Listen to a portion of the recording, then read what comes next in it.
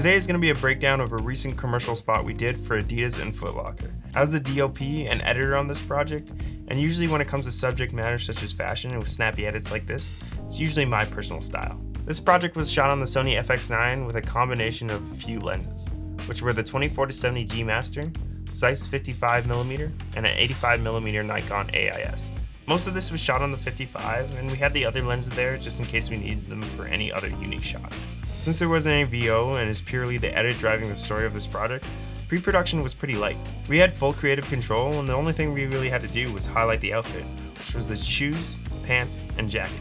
We shot this at a local park that I'm pretty familiar with, and I did a location scout to ensure the trails were clear as it was snowing for the past few days before the shoot. I know it may seem intentional that we shot in a snowstorm, but it wasn't the plan at all. Usually in these shoots I have a few select shots that I know I want for the beginning, middle, and end, but to cover in between that, I kind of shoot on the fly. To add to that, the only real idea I had was to incorporate a spotlight in the middle of the night, so it made sense to shoot him walking into the forest at day, exploring it into the night, and then posing for a final shot of the same spot that he entered in. I'm going to break up this project into 3 main scenes, and the first thing we're going to look at is all the outdoor shots during the day.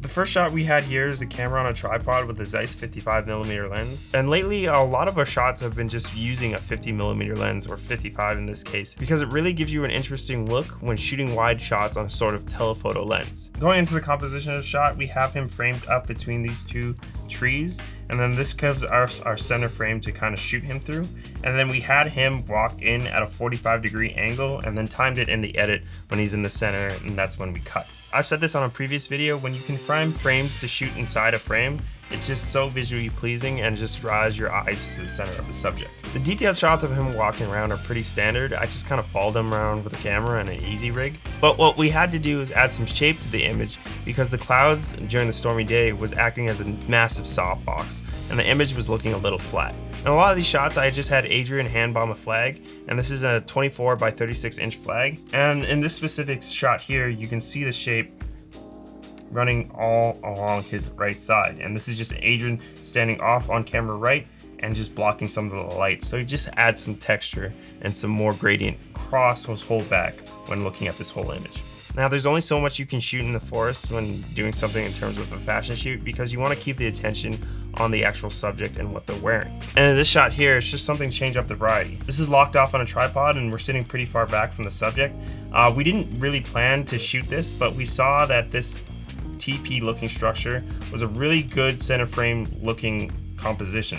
So we had him originally stand in the center, and he looked really good just standing in the center, but I know I wanted to add a little bit more, so I had him stand in a bunch of different positions, and also locking the focus of the camera. So I locked the focus of the camera, and then this is position 1, I believe this is position 2, position 3, 4, and 5.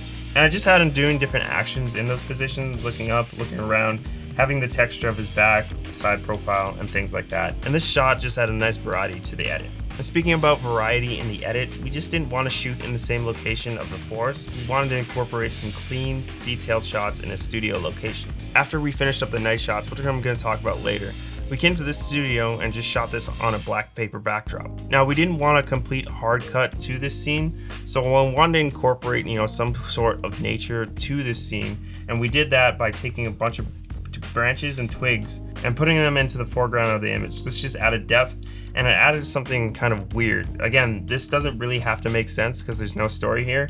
It's just to have that transition point from the forest to the studio and do that sort of organically. The lighting for this was pretty standard. We had a mixed panel 150 acting as a top light, but it was kind of giving him raccoon eyes, so what we had to do is add a bounce at the bottom. So all that light coming from the top would bounce back and fill the shadows of his face and just gave a nice texture and a full look to the jacket itself. In addition to the mix panel and the bounce, we also had an Aperture MC off on the side here with a little softbox, and this was just acting as another key on the side of his face, as you can see some of the shadows on this side, and this was just to differentiate that gradient across the whole image. Now the last scene we're going to look at is the night scene with the spotlight. Now the spotlight we used was a Nanlite 60B with a projector mount. Now what's really nice about this lighting package is it's super small and it can be operated by a V-mount battery. So we had Adrian with actual backpack, and he had the V-mount in his backpack with the cord running to the light, and he just held the light handheld and directed it whenever we needed it. Now what's really nice about the spotlight mount is that it actually has slits in it, so you can shape the light to what you want. And this can be seen in this last shot here. So we had the projector up on a C-stand all the way over here, so this is our light source, and then it was shining down onto this way. And then we shaped the light so you have that nice slit of light going across there. With spotlights and any hard lighting is pretty harsh, but again, this fit the aesthetic and the look we were going for.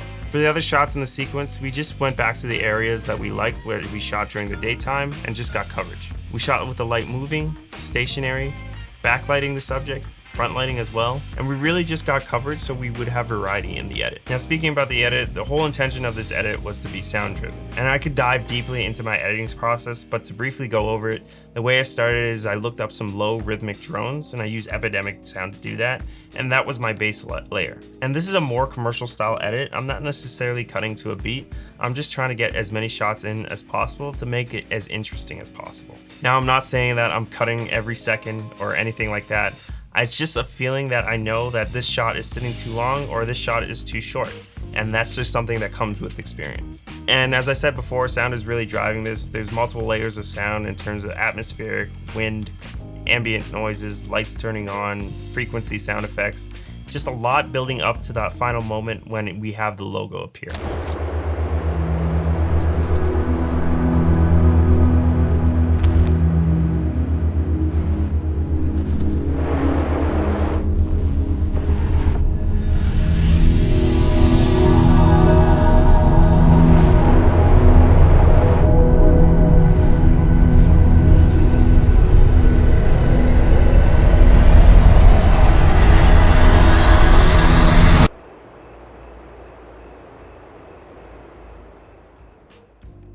That's gonna do it for this video. If you have any questions, let us know in the comments below. Thanks for watching, and I'll see you in the next one.